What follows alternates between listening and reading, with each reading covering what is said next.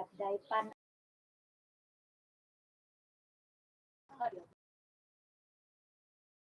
ตะกี้ก็เฮ็ดแบบใดคือกันพี่น้องเดียวใดใหม่ก็เดียวใดใหม่ก็เลยเซาเฮ็ดพี่น้องก็เลยเอามือปั่นเอาเปลี่ยนใดพี่น้องได้ละเปลี่ยนใบเปลี่ยนใด3เที่ยวก็เลยบ่อยากซื้อพี่น้องก็เลยเอามือปั่นเอาวางเฮ็ดไปคราวเดียวได้เวลาได้ทีละปี2ปีก็ได้มันอยู่นะพี่น้องมันฮ้อนไว้เด้ล่ะนี่เลย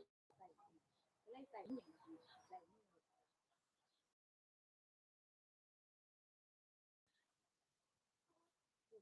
เอามันได้ใส่มันก็ปิ๊ดๆเดียว30นาทีแล้วเวลานาทีแบบเอามือปั่นเอาเป็นชั่วโมง2ชั่วโมง